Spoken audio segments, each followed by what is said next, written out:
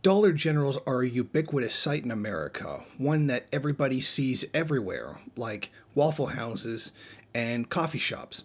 But what people aren't seeing is the public danger that Dollar General poses to the public with regards to fire safety. There have been multiple fires in Dollar Generals across the United States that have gone largely unnoticed.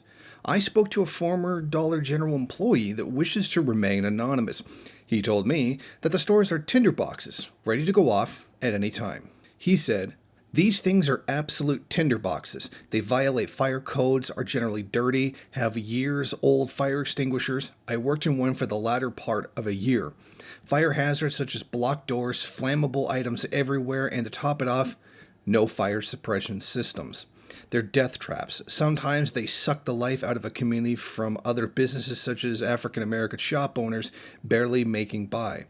Put them out of business and sometimes leave town having gentrified and destroyed a community." This individual provided me with photos of his former location and the conditions that led to the fires. Boxes are frequently left blocking exits. Many flammable materials are left in dangerous places simply because there's nowhere else to put them. The number one cause of these fires, according to professionals who have investigated them, is the lack of a fire suppression system in the buildings. According to the investigations by fire marshals after the events, the main problem seems to be a lack of fire suppression systems. In Christiana, Tennessee, a location burned down. Fire investigator Joshua Sanders said that the outcome would have been much different with a fire protection system. Now, what's the rub? Dollar General was not obligated to have one.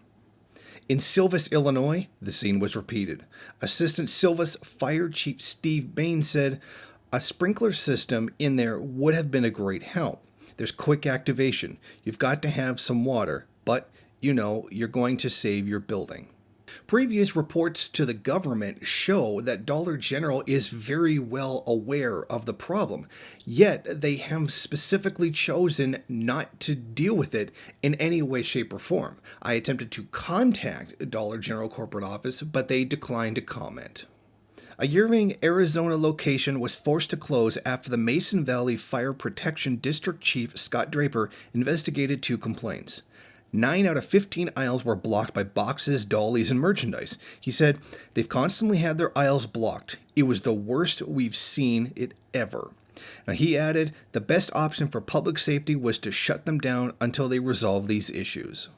This comes at a time when Dollar General is raking in record profits from the COVID-19 outbreak. Currently, their profit rate is higher than that of even Walmart. They certainly do have the money to install fire suppression systems in their locations. However, they certainly choose not to do so in order to save a buck.